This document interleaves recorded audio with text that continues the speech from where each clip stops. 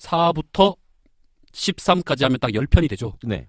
그래서 3편과 10편 이렇게 나누는데 요때부터를 좀 더 디테일한 전략보다 전술에 더 가깝다라고들 얘기를 하십니다. 그래서 이번 편의 제목은 군형입니다. 군형. 예, 뭐 말 그대로 표현을 좀 해석을 좀 하면 군의 모양, 군대의 모양 이런 얘기죠. 내용을 보면 그런 뭐 물리적인 모양을 얘기하는 것 같진 않아요. 네. 여기에 보면 굉장히 좀 오묘한 얘기, 좀 묘한 얘기가 하나 나옵니다. 뭐냐? 전쟁에 능한 자, 선전자라고 나오는데 전쟁에 능한 자는 먼저 적을 이기지 못하도록 해놓고 어려우니까 잘 들어보세요. 네. 언뜻 들으면 어렵습니다. 적이 이기지 못하는 것은 나한테 달려있는데 내가 이기는 것은 적에게 달려있다. 오. 자, 좀 풀이를 해드릴게요. 이거 되게 어렵습니다. 그런데 되게 오묘해요. 제가 단언컨대 군형편의 핵심이에요. 내가 이기는 것은, 나의 승리는 적에게 달려있다라고 되어 있습니다. 내가 아무리 최선을 다해도요, 내가 할 수 있는 것은 비기는 것까지예요. 왜냐? 적도 최선을 다해버리면 이기는 게 불가능해요. 그렇죠. 왜? 똑같아져 버리니까. 네. 일단 능력이 비슷하다고 쳤을 때 맞아.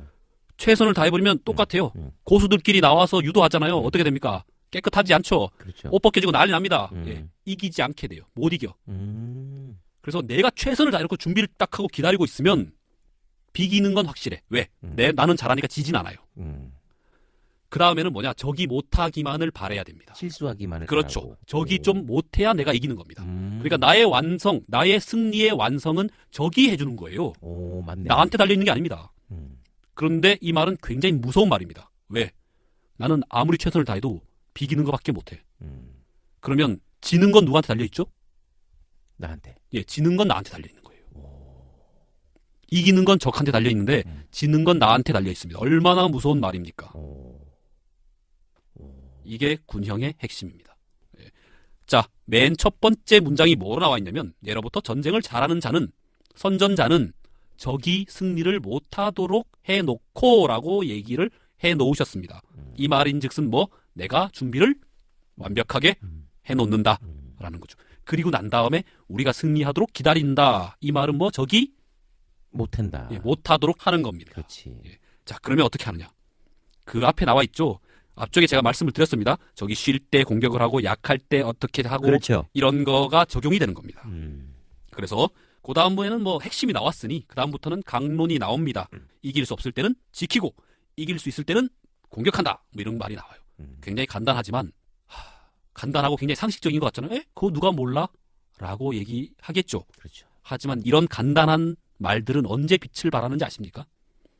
진짜 위태로울 때, 절체절명일 때, 적의 펀치가 막 날아올 때, 이때 그게 확 떠오르는 거예요. 자, 누가 봐도 예상할 수 있는 승리는 네. 좋은 승리가 아니라고 했습니다. 선지선, 예, 최선의 승리가 아니다 라고 합니다. 저기 손자도 좀 재밌는 비유를 들어놨어요. 뭐라고요? 추호를 든다고 해서 힘이 세다고 하지 않는다. 추호가 뭐냐면 가을에 털갈이 하기 직전에 가는 털을 얘기합니다. 가을에 털갈이 하기 직전에 가는 털? 그게 있잖아요. 나는 그런 적이 추호도 없다. 네. 라고 얘기했잖아요. 네. 추호라는 말이 뭐냐면 털 중에서도 가는 털을 얘기하는 거예요. 그래서 그거를 들었다고 해서 너 힘세구나 라고 얘기하는 사람이 있냐 라는 겁니다. 태양이나 달을 봤다고 해서 눈 밝다고 얘기하지 않는다. 천둥 소리를 들었다고 해서 귀가 밝다고 얘기하지 않는다.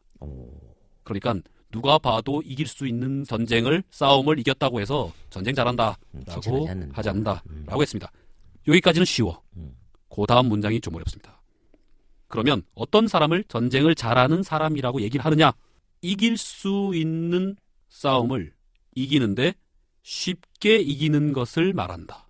승승이승 이렇게 써놨습니다. 그러니까 이 문장이 사실 굉장히 어려운 문장이에요. 어려운 문장이고 막 100가지 해석이 나올 수 있는 문장인데 어떻게 해석을 주로 하냐면 정말 딱 승리의 포인트를 잘 찍어서 쉽게 이기는 것 그리고 누가 봐도 확실하게 이기는 것 뭐 이렇게 해석을 해놨습니다. 어려워. 말장난 같아 어떻게 보면. 예, 말장난 같은데 네. 그 앞에 문장과 비교를 해서 또 손무의 철학을 최대한 이해해 가면서 해석을 해가는 거예요. 예. 그래서 가장 호의적인 해석을 하는 겁니다. 헷갈리지만 그 다음 문장을 보면 알 수 있습니다. 그래서 전쟁을 잘하는 자는 이겨도 그 명성이 별로 두드러지지 않는다. 그게 뭐냐면 너무 쉽게 이겨버리니까 제가 어려운 싸움을 했는지를 몰라. 그렇지. 내가 나가 싸워도 이길 것 같거든. 예, 꼭 그런 느낌이 들 정도로 이겨버리는 거예요. 그러니까. 너무 잘하는 사람들은 잘한지도 모른다예요. 그래서 전쟁을 잘하는 자, 선전자는 처음부터 패배하지 않을 태세를 갖추고 아까 제가 시작하면서 말씀드렸죠. 내가 잘하면 지지는 않는다. 최소한 비기는 것. 예. 그러니까 이길 수 있는 환경을 만드는 것. 예. 패배하지 않을 태세를 갖추고 그 다음에 적이 패배할 수 있는 그런 포인트를 포착을 딱 한다. 예. 적의 패배 지점을 찾아내는데 실패하지 않는다.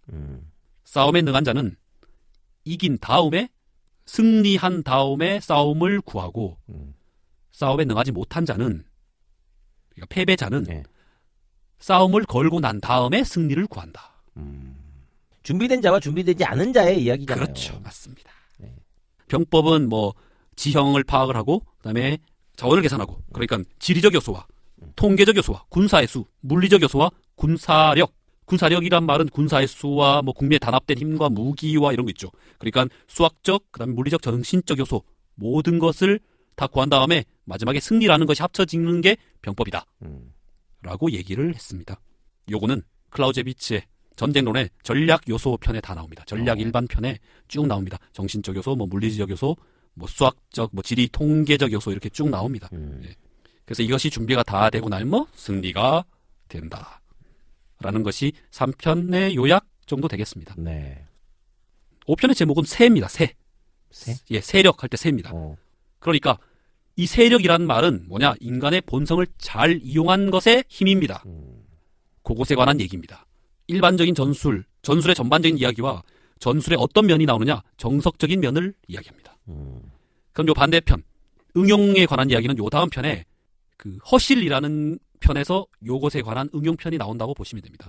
요 편의 핵심, 기정시야. 기정시야? 예. 기와, 기는 기할 기자입니다. 정, 발을정이에요. 예. 이상한 것과 정석적인 것의 적절한 조합이다라는 말이 여기에 나와요. 무릇 전쟁이란 대결할 때는 전공법으로, 습격할 때는 기이하게, 응용으로 이렇게 하라고 딱 나와요. 요것이 핵심인데 기정시야. 네. 요것을 한마디로 뭐라고 정리를 할 수 있냐면 기정병용이라고 합니다. 항상 기와 변칙과 정석을 병용해야 한다. 적절하게 써야 한다라는 겁니다. 자, 그래서 이정합, 정면 대결로 딱 합하는 것은 정석으로서 하고 이기승, 승리는 기이한 응용으로서 얻어낸다. 라고 했습니다. 그러니까 결정적인 승리는 무조건 정석을 따라서는 쉽지 않다. 비용이 좀 더 든다고나 할까요? 변칙이 있어야 된다. 그렇죠. 변칙으로 해줘야 한다라는 겁니다. 전쟁에 룰이 있습니까? 없지요. 룰 없습니다. 네.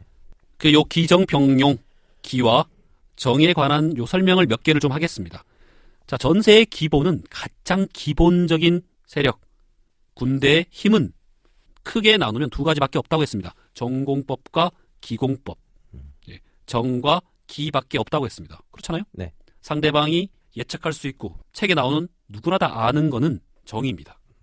근데 이놈이 어떻게 나올지 모르고 눈에 잘 보이지도 않고 잘 알 수 없는 것 바로 기입니다. 자, 전술을 관통하는 손자병법에서 전술을 관통하는 한마디가 뭐죠? 괴죠, 괴. 괴의 뜻이 뭐죠? 속인다. 예, 속입니다. 네. 그러면 정만 해서 소가 지겠습니까? 안 되죠. 예, 기가 필요합니다.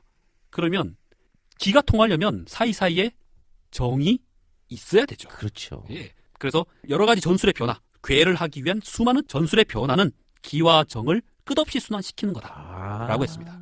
예. 혼란은 질서에서 나오고 겁은 용기에서 나오며 약한 것은 강함에서 비롯된다. 그래서 혼란과 질서는 군대의 조직의 문제고 약함과 강함은 형의, 모양의 문제입니다. 군의 태세의 문제예요. 그리고 비겁하고 용감하고는 군의 기세의 문제예요. 그러니까 분위기에 달려있는 거예요. 항상 내재되어 있으니 적절하게 잘 이끌어내야 한다. 이 정도로 보시면 됩니다. 알겠습니다. 그게 바로 기정병용의 주된 이야기라고 할 수 있겠습니다. 이런 것들을 이용하는 데 있어서는 기본적으로 원칙이 하나 숨어 있습니다. 어떤? 시계편에서 제가 말씀드렸던 겁니다. 인간은 뭐에 따라 움직인다? 이익. 이익에 따라 움직이는 겁니다. 네. 전쟁에서 이익은 뭘 얘기하는 걸까요? 승리죠. 승리와 일반 사병한테는 그걸 겁니다. 생존. 내가 살 궁리. 그렇지. 어떻게 하면 살 것인가. 지금의 장군의 지휘관의 판단과 별도로 지금 가서 와 막 덤벼와서 적 다 죽이면 내가 내가 살 수 있다. 그다음에 지금은 도망가야 될 것 같은 지휘관과는 또 별도의 자기의 또 판단을 내려요. 그렇죠. 예. 이거에 따라서 그 인간은 움직입니다. 그래서 그 속성을 잘 이용해야 하는 것이 바로 이 용병의 기본인 거예요. 자, 적을 속이든 뭐든 간에 우리의 군대로 적을 속이려면 우리의 군대가 일사불란하게 움직여야 되죠? 그렇죠? 그러면 뭐냐? 나의 목표와 병사 하나하나 이 인간의 본질을 맞추는 겁니다. 내가 이렇게 지휘하면 얘들한테 이익이 될 것처럼 항상 보여줘야 되는 거죠. 아시겠죠? 네. 나를 따라오면 살 것 같아.